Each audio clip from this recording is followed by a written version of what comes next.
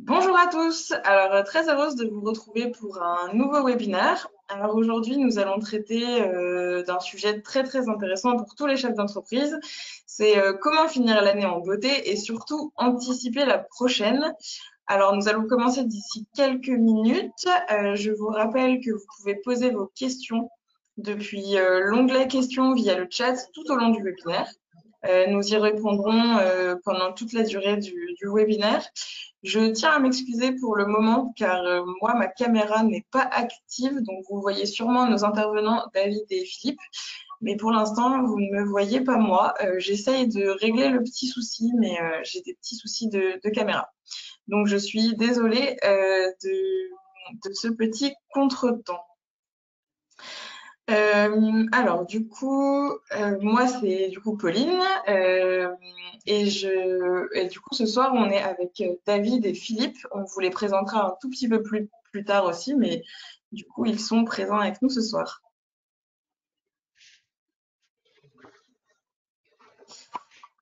Alors n'hésitez pas à poser des questions du coup tout au long du webinaire et vous pouvez aussi nous dire également d'où vous venez.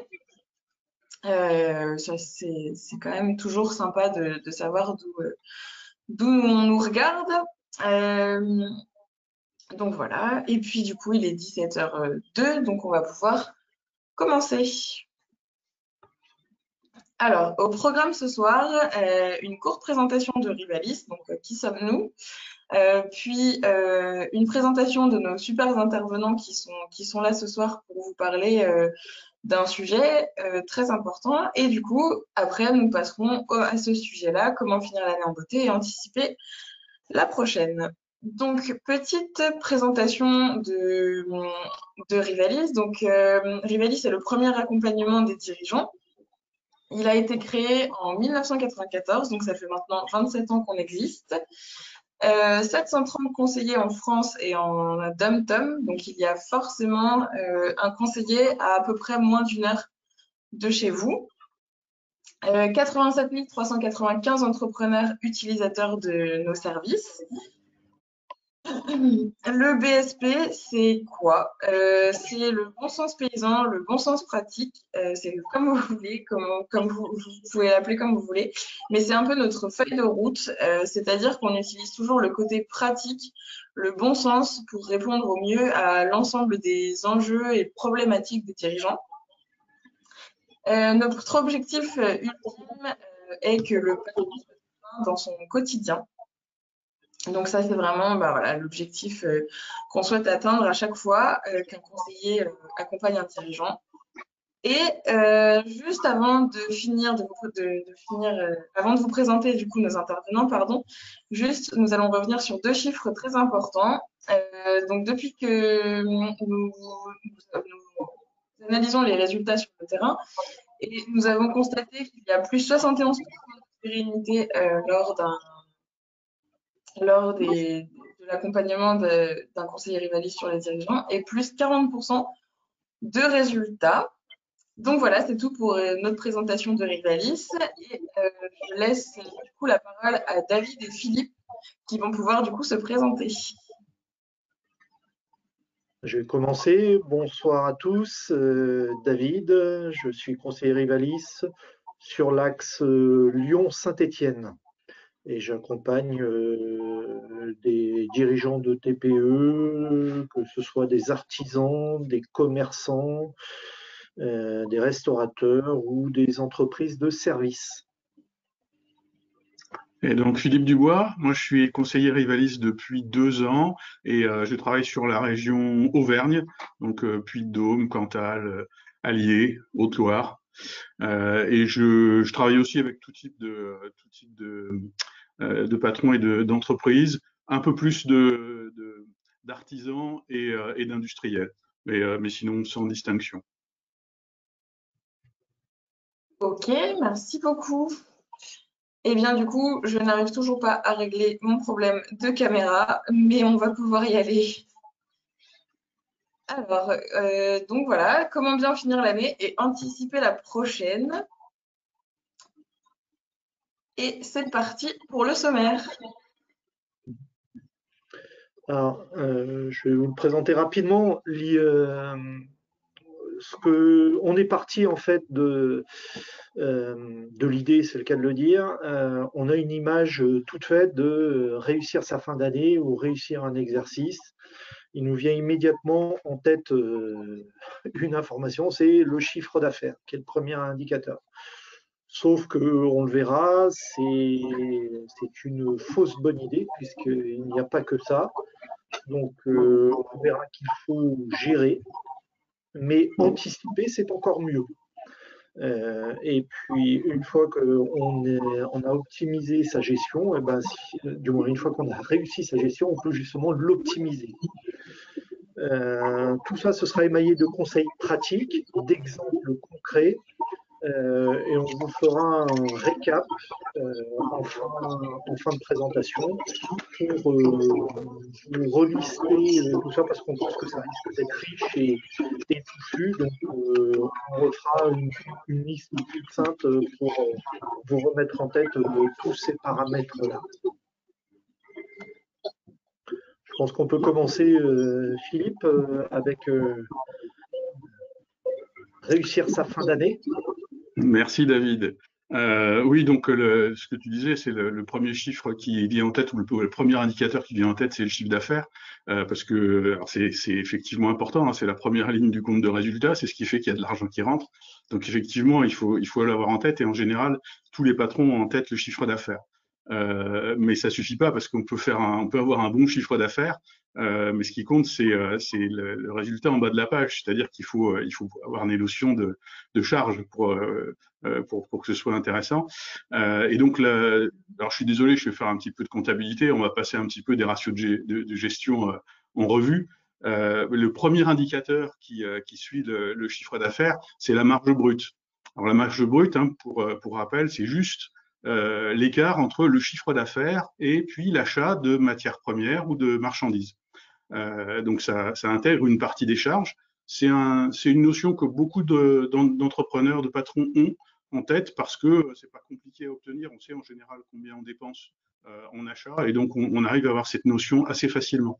C'est une notion qui est très utile pour les commerçants parce que dans le commerce, en fait, les charges fixes sont relativement fixes. Et donc, quand on a une vision de l'évolution de sa marge brute, on a une vision de l'évolution du résultat. C'est pas du tout le cas dès qu'on a des prestations de services, dès qu'on fait du conseil, dès qu'on a de la main d'œuvre. Parce que là, effectivement, cette partie-là, les heures qui sont utilisées pour produire, comptent énormément et impactent énormément le résultat. Et donc, du coup, la notion comptable intéressante suivante, c'est l'excédent brut d'exploitation.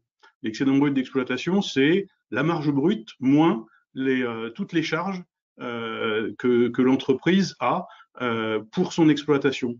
Donc on va retrouver les dépenses courantes, on va retrouver les taxes, on va retrouver les salaires. Et ça va donner une première vision qui est la vision de ce que l'entreprise peut dépenser pour se développer, pour investir, pour récompenser ses salariés, pour développer, pour aller chercher de nouvelles affaires. Le problème, c'est que l'excédent brut d'exploitation, il n'y a pas beaucoup de patrons qui l'ont en tête en permanence, alors que c'est effectivement la bonne notion à avoir en tête. Alors la notion suivante, c'est le résultat d'exploitation. La différence entre l'excédent brut d'exploitation et le résultat d'exploitation, c'est juste les investissements, en fait, l'amortissement des investissements. Mais c'est vraiment les deux notions qui sont importantes à avoir et qui permettent de prendre des décisions. Comme je le disais, le problème, c'est que cette information-là, les patrons, généralement, ils ne l'ont pas en cours d'exercice et ils attendent d'avoir le résultat du bilan par le comptable au bout, enfin, généralement entre 1 et 3 mois quand tout se passe bien après la clôture de l'exercice. Et donc, il est encore temps de bidouiller un petit peu à ce moment-là sur les stocks, par exemple, pour essayer d'améliorer le résultat. Enfin, il y a quelques petites choses qui sont faisables, mais il est trop tard pour réajuster les choses de façon importante et prendre des décisions de pilotage. Alors, il y a quelques ans. Oui, excuse-moi, Pauline, pourrais-tu nous passer la diapositive suivante? Je pense que ça illustrera plus. Oui, voilà, on les retrouve là, effectivement. Ouais, merci. Philippe. Donc ça, c'est un exemple où on retrouve effectivement. Alors c'est pas le compte d'exploitation, ça, ce sont les soldes intermédiaires de gestion où on retrouve effectivement le chiffre d'affaires, la marge brute, l'excédent brut d'exploitation, le résultat d'exploitation, et puis après le résultat courant et le résultat net qui prennent en compte eux la façon dont l'entreprise se finance et puis qui prennent en compte effectivement les impôts. Donc ce que je disais, c'est que pour bien piloter, en fait, il faudrait disposer de ces informations-là au fil de l'eau. Alors comme c'est rarement le cas dans les petites entreprises, parce que c'est compliqué d'avoir cette information, les patrons de temps en temps demandent d'avoir des soldes intermédiaires de gestion en milieu d'année, ce qui permet de faire un point d'étape, de savoir un petit peu où on en est. Alors c'est bien. Le problème, c'est qu'il y a trop de patrons qui ne les demandent pas parce que c'est payant, le comptable les fait payer, donc ça freine certains. Je pense que c'est dommage parce que ça permet effectivement de se recaler. Il faut pas, à mon avis, il ne faut pas hésiter à le demander si on n'a pas d'autres moyens d'avoir cette information. Le problème que ça pose quand même, c'est que ça donne la photo mi-année, mais ça n'aide pas, enfin, ça ne permet pas ça ne donne pas d'indication sur ce qu'il faut faire finalement pour améliorer les choses si le résultat à mi-année n'est pas bon. Donc il reste effectivement un besoin important d'avoir une vision en continu de son excédent brut d'exploitation ou une vision de la projection de son résultat. Donc effectivement, trop de patrons attendent la fin de l'exercice pour ça. D'ailleurs, à ce propos, je ne sais pas si vous êtes déjà posé la question, parce que moi, on me l'a déjà posé plusieurs fois, savoir quand est-ce qu'il faut, enfin, est-ce qu'il y a une bonne date pour avoir une clôture de bilan? Je ne sais pas si je peux vous poser la question et s'il y en a qui ont envie de répondre sur le chat, parce qu'effectivement, c'est une question qui se pose et on peut avoir des clôtures de bilan à tout moment. En fait, si vous posez la question au comptable, généralement, sans vous le dire, il va vous donner une date de clôture qu'il arrange lui, c'est-à-dire qu'il va le positionner à un moment où lui, il va être capable de faire son bilan, de faire votre bilan, en ayant de la ressource pour le faire. Alors, si dans votre entreprise, il n'y a pas de saisonnalité, je dirais c'est la bonne date parce que ça veut dire que vous aurez votre bilan relativement vite et que du coup, vous pourrez savoir où vous en êtes relativement vite. Par contre, si vous avez une saisonnalité dans votre activité, ça peut être extrêmement gênant. J'ai le cas en tête d'un agriculteur qui est producteur de fruits. Le comptable lui avait proposé de mettre sa clôture de bilan en mars. Donc l'agriculteur, il ne s'était pas posé de questions, il a suivi les conseils du comptable. Et du coup, en mars, il se retrouve dans une situation qui est inextricable parce qu'en mars, il a acheté tous ses plants, il les a mis en terre pour la saison à venir, mais il n'a rien récolté et rien vendu. Et donc, en fait, dans le bilan, on fait une comparaison de ses ventes de la saison précédente avec ses achats pour la saison future. Alors, effectivement, c'est assez compliqué. Du coup, les comptables, ce qu'ils font, c'est que face à une situation de ce type-là, ils vont prendre en compte tout ce qui a été acheté et mis en terre pour le passer en résultat, ce qui fait que ça va effectivement compenser ce delta. Sauf que déjà qu'un bilan, c'est compliqué à comprendre, mais si en plus on commence à passer des charges en chiffre d'affaires, ça devient totalement inextricable. Et cet agriculteur, en plus, il avait augmenté sa surface cultivée dans le courant de la même année, et du coup, même le comptable ne savait plus quoi tirer du bilan. Donc, vous voyez, c'est une situation qui est effectivement extrêmement compliquée, mais la date de clôture du bilan, elle peut avoir son importance. Et le bon moment pour positionner son bilan, c'est le moment où, en fait, on a vendu la majorité de son stock. C'est-à-dire quand les stocks sont au plus bas, c'est à ce moment-là qu'il faut effectivement essayer de positionner sa clôture de bilan. Parce que dans ce cas-là, vos ventes, elles sont faites sur les stocks que vous avez vendus. Et donc, vous avez une lisibilité de votre bilan. Mais ça, c'est vraiment quelque chose d'important. Le cycle est complet comme ça. On a à la fois l'achat et on a à la fois la vente correspondante. Dans le même ordre d'idée, moi j'ai un client chocolatier. J'ai fait décaler la date de clôture alors qu'il avait bien son cycle d'achat et son cycle de vente, mais elle intervenait fin mars, sa clôture, c'est-à-dire en plein Pâques. Donc opérationnellement, mon client n'avait pas le temps de se préparer à la clôture comptable parce qu'il était, lui, en plein feu au niveau de son activité. Donc, on l'a décalé de 2 mois supplémentaires, ce qui lui a permis d'absorber le travail nécessaire pour la fin de sa saisonnalité, les chocolats de Pâques, et puis de préparer sereinement toute la partie administrative nécessaire à la clôture de son bilan. Voilà. Là aussi, c'est un petit paramètre pratique aussi à prendre en compte pour cette date de clôture. L'idée restant toujours celle-là, c'est d'avoir un bilan qui reflète bien le cycle de vente ou de production complet, c'est-à-dire à la fois la partie achat, mais aussi la partie vente, incluant le pic de saisonnalité complet.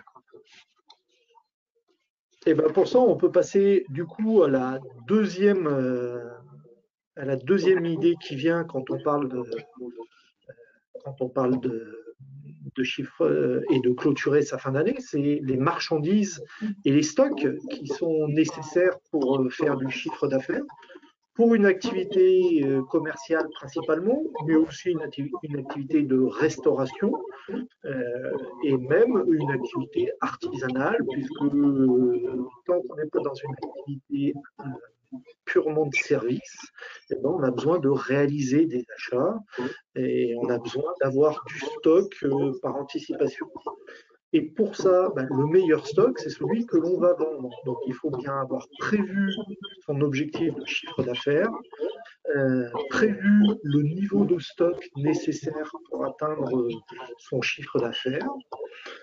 Il est intéressant aussi de gérer son stock au plus juste. Pour ça, avec des outils appropriés, mais aussi en ayant les actions commerciales pour pouvoir le vendre. Type précommande auprès de ses clients, par exemple, ça peut être intéressant. Avoir un outil de suivi de stock, c'est par exemple le cas chez un dirigeant TP que je suis. Il a mis en place un stock de consommables à l'intérieur, dans une armoire fermée, avec un gestionnaire de stock, donc c'est lui, généralement, qui a la clé, et on lui demande pour chaque chantier les produits correspondants. Donc chacun va se servir et affecte bien le stock correspondant au chantier en question. Quand il n'y en a plus, ou du moins quand il en reste plus beaucoup, il a défini un stock de sécurité avec simplement une petite fiche d'inventaire que l'employé lui remet lorsqu'il en reste plus que 2, par exemple. Il lui remet la fiche en prenant le rouleau correspondant. Et à ce moment-là, le dirigeant peut faire le réassort de ce stock-là. Autre chose au niveau du stock aussi, c'est ne pas oublier la contrainte physique. Parce que quand on fait du stock, on a besoin de place, puisqu'on achète de la marchandise, on achète des matériaux, et donc il est nécessaire d'avoir bien calculé, avant de passer la commande, la place nécessaire, si on doit la prendre chez soi, la prendre dans son local. Autre paramètre aussi à prendre en compte, c'est s'il s'agit de denrées périssables, notamment dans le domaine de la restauration ou dans les métiers de bouche. Il vaut mieux éviter les pertes et les dépassements de date d'utilisation. Pour ça, moi, avec certains clients, on a mis en place des offres promo à destination de clients particuliers. Donc, ça se fait sur le net ou sur le site internet, ou alors sur des offres qui sont envoyées sous forme de mailing. Aussi, l'utilisation de services appropriés tels que Too Good To Go, par exemple, création de paniers sous forme promotionnelle. C'est intéressant aussi, ça évite de gâcher. En dernier ressort, il existe aussi la possibilité de faire des dons. Et ça, c'est relativement intéressant puisque non seulement cela évite le gâchis, mais cela permet aussi d'avoir un avantage fiscal où on peut récupérer jusqu'à 60% de la valeur du stock donné.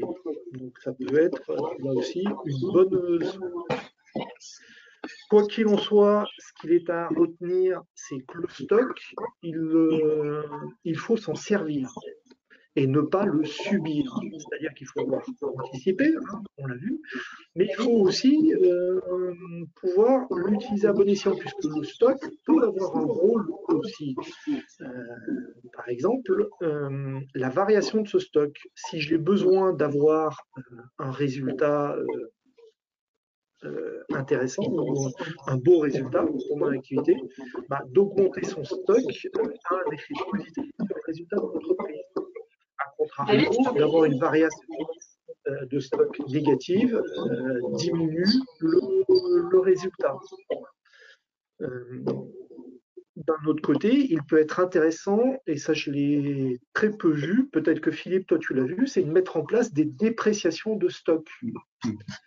Lorsqu'on pense que notre stock perd de sa valeur si on le conserve une année supplémentaire ou un mois de plus, il est possible de mettre en place, avec l'aide de son comptable, une provision pour dépréciation de stock. Ça permettra, lorsqu'on fera une action promotionnelle ou tout simplement lorsqu'on fera un nouveau prix de vente à ce stock, ben, d'éviter un impact trop important sur son résultat comptable.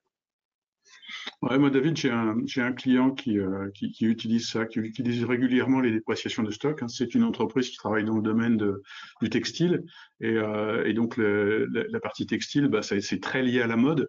Donc, un textile qui a été produit pour une année, s'il n'est pas vendu dans l'année, en fait, bah, il peut se vendre l'année suivante, mais il sera peut-être moins tendance et il risque d'avoir perdu de sa valeur.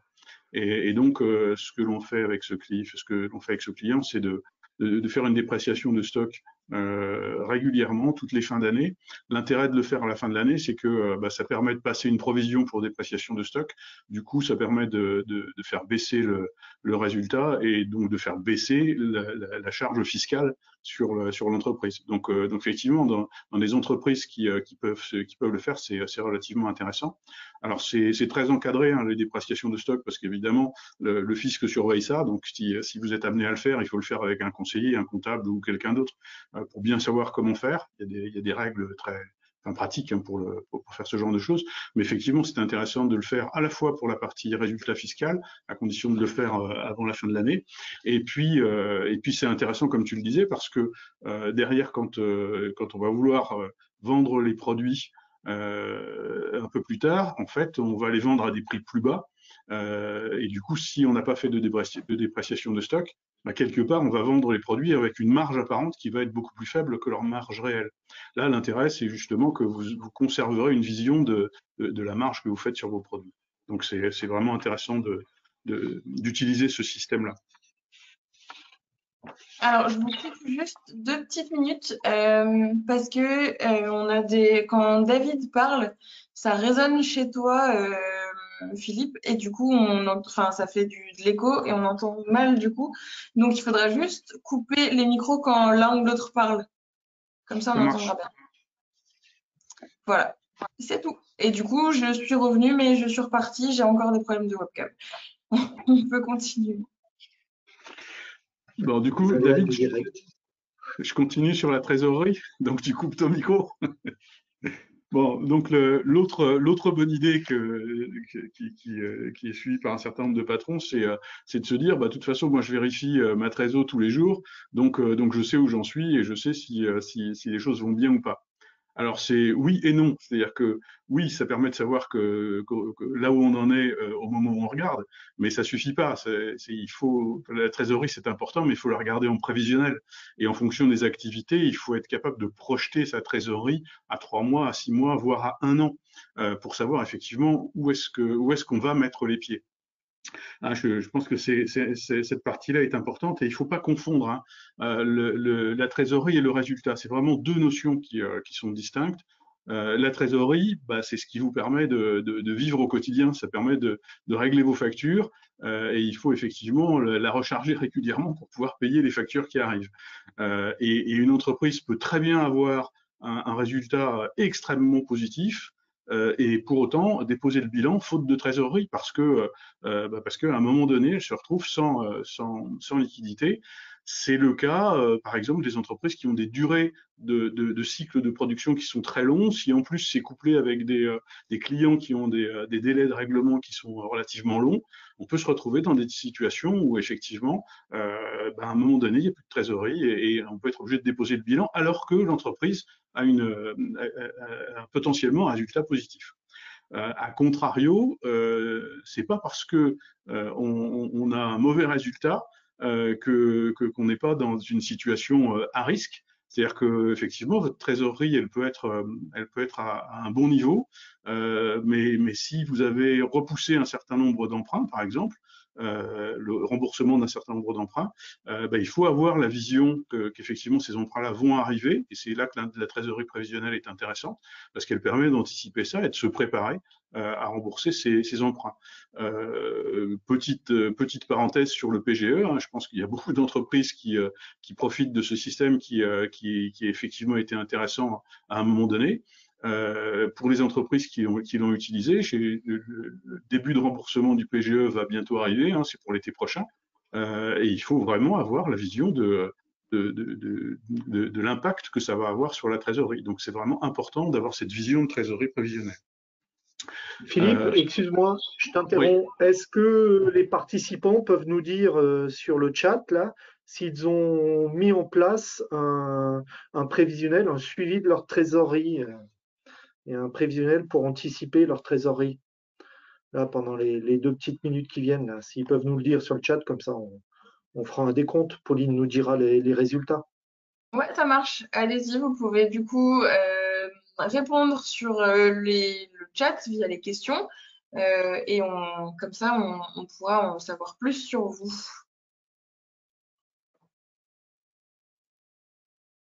Et si je reprends l'exemple de mon agriculteur de tout à l'heure, hein, c'est une des choses que l'on a mise en place. Hein. On a mis en place une trésorerie à 12 mois, une trésorerie prévisionnelle à 12 mois. C'était nécessaire pour son activité. Et ça lui permet effectivement aujourd'hui de savoir au moment où finalement se termine la saison, où il a vendu tous ses fruits, de savoir où il en est exactement et s'il va pouvoir passer toute la partie hors saison en finançant tout ce qu'il a à financer, parce que dans cette période qui dure pratiquement 6 mois, durant laquelle il n'y a pas de revenus, il a quand même des plans à acheter, il a du personnel à payer pour entretenir toute la partie champ et installation. Donc voilà, ça permet de préparer ça. Et du coup, depuis qu'on a mis ça en place, il fait beaucoup moins appel à sa chaire banquière pour avoir des emprunts court terme pour financer sa trésorerie. Et du coup, c'est de l'argent qui reste dans l'entreprise. Voilà. David, je crois que tu voulais montrer un exemple de trésorerie prévisionnelle.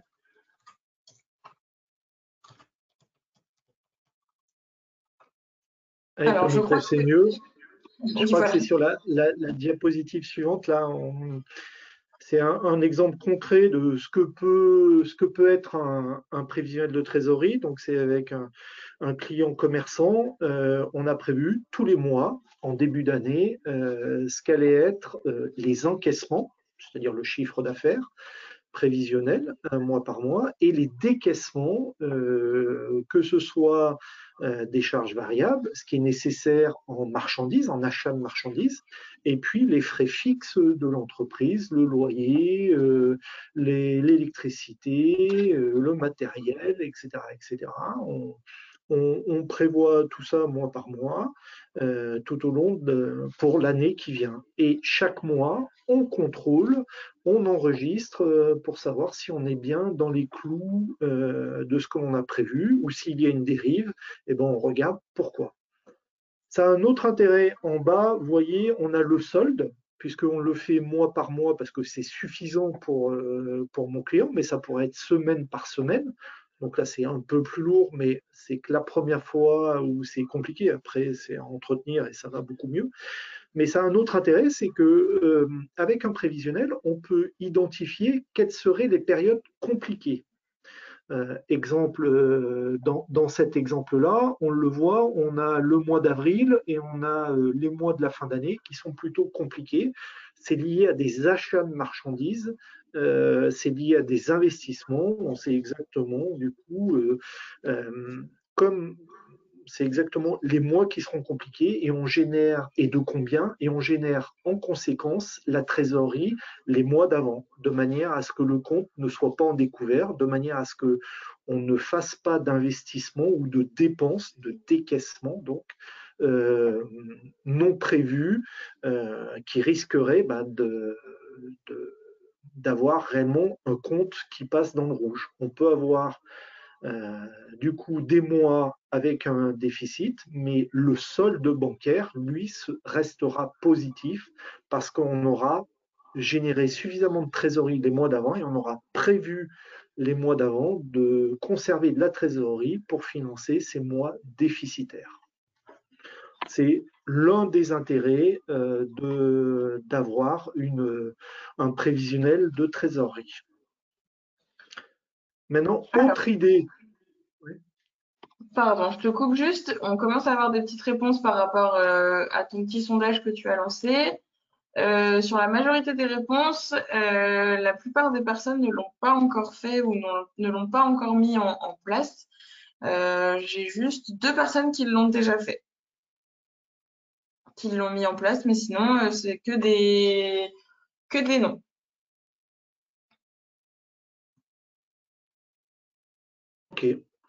Ok. Bon, bah c'est comme le prévisionnel de chiffre d'affaires, le prévisionnel de trésorerie est très important, hein. Philippe vous a dit pourquoi. Il y a des risques. Je pense vous l'avoir illustré là, avec le cas de mon client commerçant. Ça apporte en plus un deuxième effet qui est en plus de suivre, ça permet à mon client d'être beaucoup plus serein et d'anticiper beaucoup plus facilement ou de vivre du coup des mois. Certains mois, il sait qu'il aura plus de sorties d'argent que de rentrées d'argent, mais c'est pas grave puisqu'il l'aura anticipé et surtout prévu. Et donc, il n'aura pas de souci avec son banquier. Peut-être, On David, peut passer. peut-être juste pour ceux qui n'ont pas mis en place de prévisionnel de trésorerie, il faut pas se flageller, hein. Malheureusement, il y a effectivement beaucoup de patrons qui ne le font pas. Mais on ne peut que vous inciter à le faire. C'est pas compliqué à faire et c'est vraiment une des choses qui permet, comme le disait David à l'instant, de retrouver de la sérénité, parce qu'il n'y a rien de pire que de se demander comment on va pouvoir payer ses factures parce qu'on est dans le rouge. Donc voilà, c'est le prévisionnel de trésorerie, il permet vraiment d'éviter ça, et c'est une des actions qui permet de gagner en sérénité et du coup d'avoir l'esprit beaucoup plus libre pour développer son entreprise. Ok, très bien. Et donc, on peut peut-être du coup passer sur la partie suivante qui est prévoir.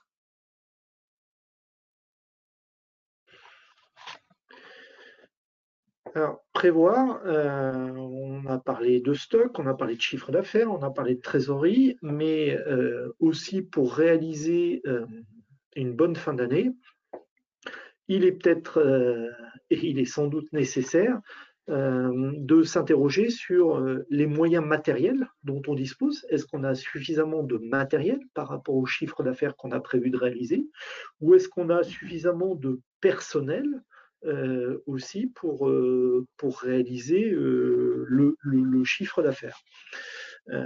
Matériel, c'est-à-dire est-ce que j'aurais besoin de renouveler mon matériel parce qu'il commence à être vieillissant, parce qu'il est amorti, parce qu'il ne me permettrait pas de franchir un palier éventuellement ou d'atteindre le chiffre que j'ai prévu d'atteindre cette fin d'année.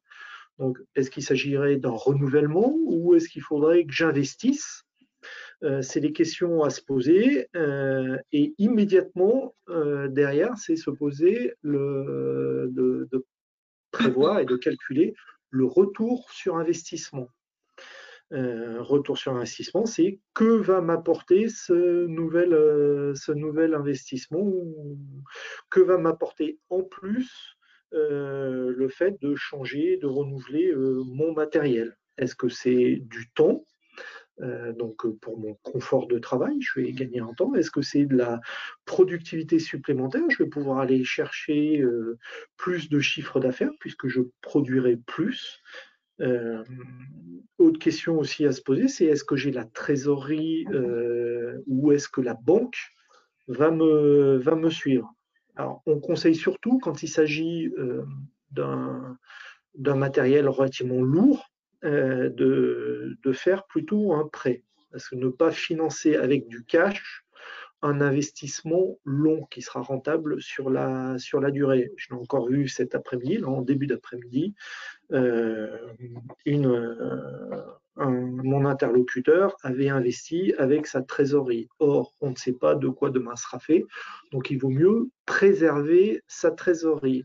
Les banques seront toujours plus enclines à prêter pour des investissements que prêter pour de la trésorerie, hors exception du PGE naturellement.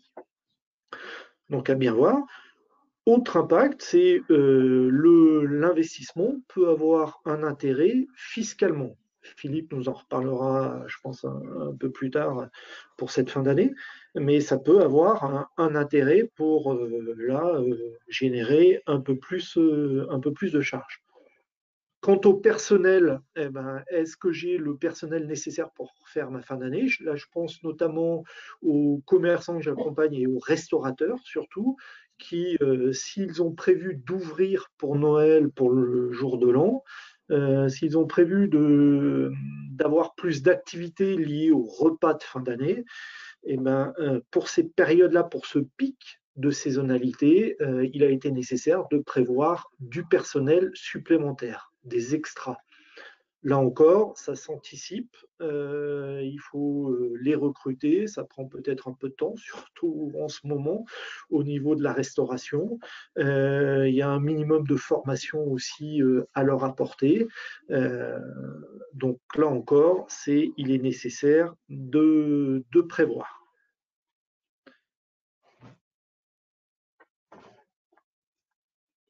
Un exemple, non, David? Ouais. Ouais, je pense que c'est le maître mot. On prévoit ses marchandises, on prévoit ses matériaux, on prévoit son matériel et on prévoit son personnel par rapport à son prévisionnel de chiffre d'affaires. Et avec tout ça, normalement, on devrait réaliser une bonne fin d'année, non, Philippe? Ouais, pour revenir sur la clôture, l'impact des investissements sur le bilan, il est important. Et moi, je suis trop souvent confronté à des patrons qui, recevant leur pré-bilan de leur comptable, se disent, bah mince, si je l'avais su plus tôt, j'aurais investi.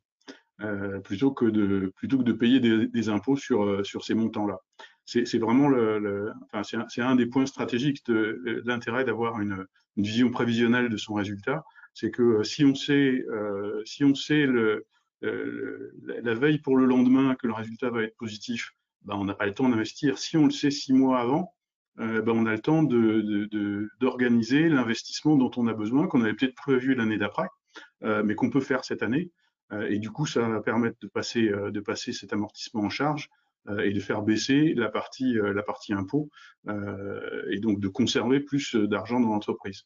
Même chose, il y a un certain nombre d'entreprises qui utilisent des primes Macron pour récompenser des salariés qui ont bien travaillé pendant l'année. Si on le sait quelques mois avant, ben on peut le mettre en place et profiter de cette partie-là pour augmenter les charges et baisser les impôts. Il vaut mieux effectivement que cet argent soit bien utilisé pour le développement de l'entreprise. A contrario, bah pareil, si j'ai en tête une entreprise qui avait un investissement extrêmement important à faire pour pouvoir développer et prendre des affaires l'année suivante. Manque de peau, l'année n'a pas été bonne, le résultat était plutôt faiblard et ça risquait de remettre en cause cet investissement nécessaire et donc du coup le développement du chiffre d'affaires l'année suivante.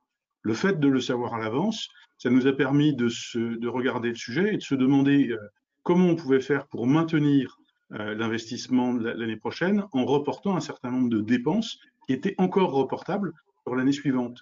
L'intérêt de ça, c'est que ça permet de maintenir un bilan présentable pour la banquière l'année suivante et donc d'arriver à obtenir un financement pour cet investissement qui était extrêmement important.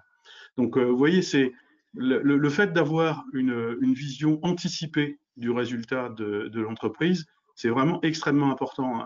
Une clôture de bilan, alors ça se fait le jour de la clôture, mais ça s'anticipe longtemps à l'avance. Et il faut vraiment le faire de cette façon.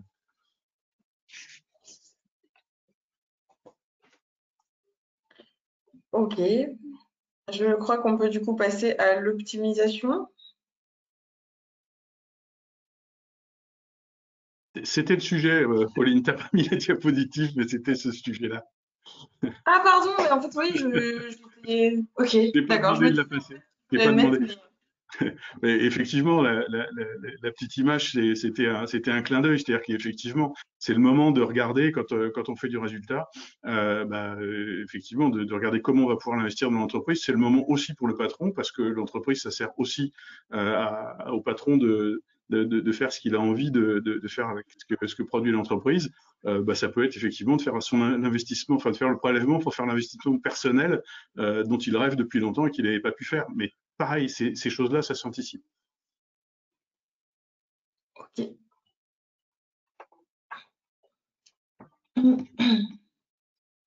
Et donc, on passe à la partie de la mise en place des éléments. Peut-être du coup un petit récapitulatif de tout ce que vous venez de nous dire, de comment mettre en place, par quoi commencer peut-être, etc. Ouais, c'est justement ça. Pour pouvoir faire, il vaut mieux savoir, ou dès qu'on sait, hein, c'est Georges Clemenceau qui le disait, il faut avoir le courage de faire. Eh ben, tout ce qu'on vous a dit jusqu'à présent, c'est, on l'a bien noté, on n'a pas arrêté de répéter le mot prévoir. Donc, il faut connaître son objectif de chiffre d'affaires, connaître sa situation de trésorerie. De là, on peut en tirer une idée du résultat que l'on souhaite avoir pour l'exercice qui vient. Et pour ça, il convient d'avoir planifié des actions commerciales, d'avoir son stock de marchandises à un niveau suffisant pour assurer son activité, l'avoir naturellement optimisé. Hein, on vous a donné quelques conseils et quelques astuces pour ça. Il convient d'avoir aussi mis en place les moyens matériels et humains pour réaliser ce chiffre d'affaires-là, en ayant pris en compte le retour, en ayant calculé le retour sur investissement que pourrait générer chacun de ces investissements, voir si éventuellement, comme vous l'a dit Philippe, il n'y avait pas une opportunité aussi peut-être fiscale ou en tout cas d'optimisation fiscale sur l'exercice en cours, d'investir immédiatement sans attendre. Ça pouvait être intéressant. On vous a donné aussi quelques astuces pour optimiser son stock en jouant aussi sur les dépréciations. Là encore, ça peut avoir un impact.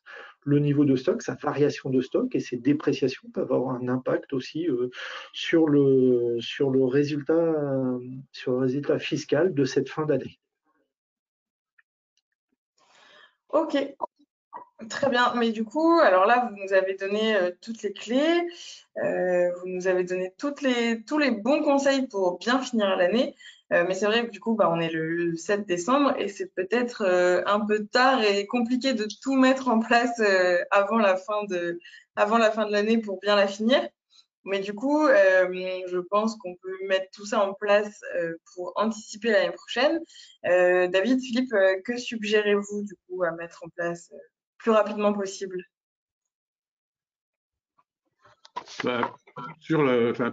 Pour la fin de l'année, si l'exercice se termine à la fin de l'année, c'est sûr qu'il reste pas beaucoup de temps et que les actions beaucoup des actions qu'on a évoquées ne peuvent pas être mises en route facilement, dans un délai aussi court.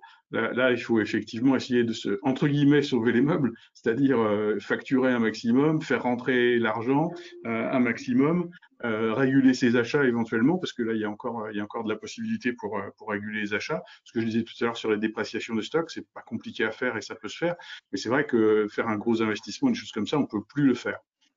Et donc le message, c'est vraiment, ok, si votre bilan se clôture à cette fin d'année, ne vous mettez pas dans la même situation pour l'année prochaine. Le message, c'est ça, il faut du temps pour effectivement faire les choses proprement. Et pour ça, il faut vraiment anticiper. Préparer, avoir une vision de son résultat le plus vite possible et on continue. C'est vraiment quelque chose d'important. David, je ne sais pas si tu veux compléter.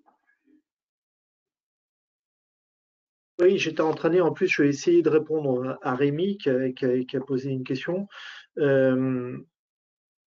Nécessaire d'anticiper, je pense, même sans tarder, hein, pour répondre aussi à ta question, Pauline.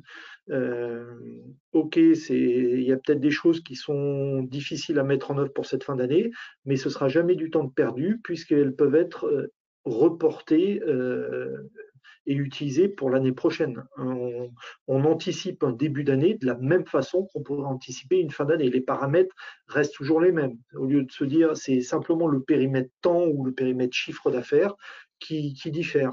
L'année prochaine, oui, j'aurai quel chiffre d'affaires je vais faire, quels moyens je vais devoir mettre en œuvre, quel coût pour quel retour sur investissement. Est-ce que j'aurais besoin d'embaucher? Est-ce que j'aurais besoin d'acheter des matériaux ou de faire du stock? On sait très bien que la situation actuelle est compliquée quand on veut embaucher, hein, on le voit dans le monde de l'artisanat, dans le monde de la restauration. Donc il faut s'y prendre et mettre en place une véritable stratégie, ou mettre en œuvre plusieurs moyens. Au niveau des stocks, on voit que les délais s'allongent, que les coûts des matériaux ou des matières premières flambent. J'étais chez un boulanger la semaine dernière, il me parlait de plus 100% sur le beurre, qui est pourtant un produit incontournable de la pâtisserie. Donc il y a des choses à prendre en compte au niveau de sa gestion, au niveau de son organisation. Tout ce que l'on vous a dit peut être mis en place pour l'année prochaine. Quant à l'optimisation de cette année là pour Rémi, il y a quelques moyens, là encore sous contrôle du comptable. Alors certains seront peut-être tirés l'oreille, mais on vous a parlé là déjà de trois pistes. La première, c'est le niveau de stock, la variation du stock permet d'impacter le résultat. Mais au niveau du chiffre d'affaires, peut-être dans certains cas, si vous n'en avez pas besoin, de là, on en revient toujours à la même chose, il faut que vous ayez une vision. Vous pourriez très bien décaler de quelques jours vos facturations de fin d'année. À 2 jours près, on peut basculer d'un exercice à l'autre. Si votre exercice se termine au 31 décembre, si vous facturez au 1er janvier, vous êtes sur l'exercice suivant. Et donc là, ça permet de diminuer le chiffre d'affaires. Il y a des possibilités de dépréciation de stock, on vous l'a dit. Il y a des possibilités d'investissement, de créer de la charge. Philippe vous a parlé aussi de la charge non fiscale, la prime Macron, qui permet de récompenser les salariés. Alors, je ne sais pas si vous avez un statut d'assimilé salarié ou si vous êtes TNS. Il y a pour ceux qui sont en SASU, l'utilisation des dividendes, qui peut être une rémunération moins chargée fiscalement. Donc là encore, c'est de l'optimisation fiscale, même si pour l'entreprise, ça intervient après IS. Donc il existe plusieurs moyens à adapter en fonction de votre situation propre.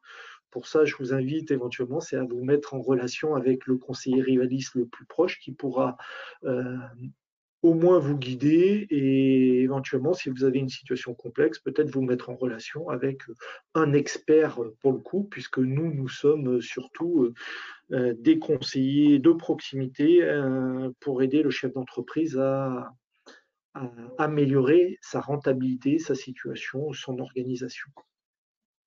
Alors, merci David, je rebondis juste sur ce que tu viens de dire pour vous rappeler du coup que on vous a donné plein de clés, plein de bons conseils, mais c'est vrai que des fois c'est toujours un petit peu compliqué quand on se retrouve tout seul devant son ordinateur ou dans son bureau et qu'on ne sait pas vraiment par où commencer, qu'on ne sait pas comment prendre les bonnes décisions, comment mettre les bonnes choses en place.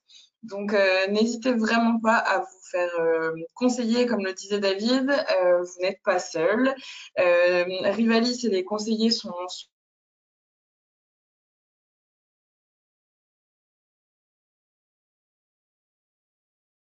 Alors, pour reprendre, Rivalis et les conseillers que nous sommes disponibles sont pour vous. disponibles. Donc, il y a forcément des conseillers qui vont être proches de vous, qui pourront et vraiment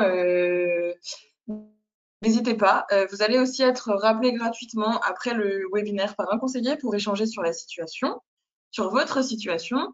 Et du coup, n'hésitez vraiment pas à poser toutes les questions dont vous avez besoin. Et on peut aussi, du coup, passer aux questions qui sont tombées. Alors, tu avais répondu à l'optimisation. Il y a aussi une question qui est tombée. Donc, les investissements de fin d'année dont vous parlez sont amortis sur plusieurs exercices fiscaux. Donc, ils n'impactent pas complètement le résultat. Oui, c'est clair. Oui, c'est clair. J'avais vu cette question. Oui, c'est tout l'intérêt de faire un prévisionnel de gestion parce que ça permet de savoir à l'avance où on va finir et du coup d'anticiper un investissement. Parce que c'est sûr que si on démarre un investissement le 1er décembre pour une clôture du 31 décembre, ça n'a pas d'intérêt. On va l'amortir sur un mois pour un amortissement qui peut durer 10 ans, ça représente rien. Donc, par contre, le fait de savoir 6 ou 8 mois à l'avance à combien on va terminer l'année, ça peut permettre de déclencher un investissement plus tôt et du coup d'impacter de façon plus significative le résultat dès l'année en cours. Mais pour ça, il faut effectivement être capable d'anticiper son résultat et d'avoir une vision du prévisionnel. C'est ça l'intérêt. Enfin, c'est un des intérêts. Ok, très bien, merci. Il y a une deuxième du coup question de Jean-Michel qui dit variation de stock pour la première année d'exercice. La variation de stock correspond donc au stock final. Si oui, donc la totalité du stock augmente le résultat fiscal. Tout à fait. C'est exactement ça. Effectivement, la variation, comme on part de zéro, forcément, ce sera tout le stock pris en compte. Du moins, tout le stock déclaré dans l'inventaire de stock, remis au comptable. Ok. Là, on a quelqu'un qui est dans le domaine du service, donc pas de gestion du stock. Oui, alors, juste Pauline, si tu permets, ouais, concernant une activité de service, on a beaucoup parlé du stock et de son rôle qui pouvait être aussi un rôle d'optimisation. Dans une activité de service, il y a très peu de charges. Effectivement, c'est seulement du personnel. Donc, on a parlé de la prime Macron qui pouvait être utilisée puisqu'elle est totalement défiscalisée et déchargée, on va dire, puisqu'il n'y a pas de charge sociale dessus, jusqu'à 1 000 euros, voire 2 000 euros sous certaines conditions. Ça peut être utile. Après, il y a peut-être voir au niveau assurance pour le chef d'entreprise. Tout dépend du statut là encore. S'il est en TNS, tout ce qui est contrat retraite, contrat Madelin, qui peuvent créer de la charge sur l'entreprise et bénéficier au chef d'entreprise. Un contrat d'intéressement aussi peut être mis en place avec abondement jusqu'à 300%. Là encore, c'est des choses un peu particulières et un peu techniques qui dépassent notre rôle pur, nous, de conseiller rivaliste, mais sur lequel on peut conseiller ou orienter le chef d'entreprise et surtout lui expliquer et lui montrer les impacts sur son résultat présent ou futur. Voilà. Ok, très bien. Merci beaucoup. Pour l'instant, je n'ai pas d'autres questions. N'hésitez pas encore, si vous avez des questions, n'hésitez pas à nous les poser. Il nous reste encore quelques minutes. Si vous souhaitez encore que nos intervenants éclaircissent certains points. Il y avait une question, Pauline, sur le replay du webinaire. Oui, alors j'avais répondu en direct à la personne, mais je le redis. Alors le replay, le webinaire est enregistré totalement, donc vous pourrez le recevoir directement par mail, soit tout de suite pour les participants qui étaient présents, vont recevoir le replay tout de suite 1 heure après la fin du webinaire, et pour ceux qui se sont inscrits mais qui n'ont pas eu la possibilité de se libérer pour être présents ce soir, recevront le replay demain après-midi dans leur boîte mail aussi. Donc tout est enregistré et vous aurez le replay très vite dans vos boîtes mail.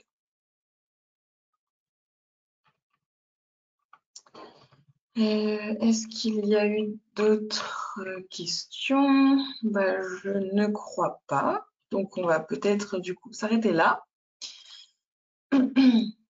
En tout cas, merci beaucoup d'avoir été présent, de nous avoir écoutés, d'avoir encore été là sur ce webinaire. Vous pouvez nous retrouver sur tous les réseaux sociaux, Facebook, LinkedIn, Instagram, Twitter et YouTube pour d'autres conseils et plein de conseils qu'on met en place tous les jours. Vous pouvez aussi du coup être au courant de tous les webinaires qui arriveront. Donc n'hésitez vraiment pas à nous suivre pour pouvoir être au courant de l'actualité Rivalis et pour pouvoir aussi nous contacter si jamais vous en avez besoin. En tout cas, merci à tous d'avoir été là. Merci à Philippe et David pour ce webinaire très intéressant et très bien ficelé. Je pense que ça a été très clair et très instructif pour tout le monde. Donc, merci beaucoup pour votre temps et votre présence. Merci à tous et puis surtout une bonne fin d'année et un bon prévisionnel pour l'année prochaine. Ouais, c'était avec plaisir. Portez-vous bien et puis j'espère à une prochaine fois. Avec plaisir. À bientôt. Merci beaucoup.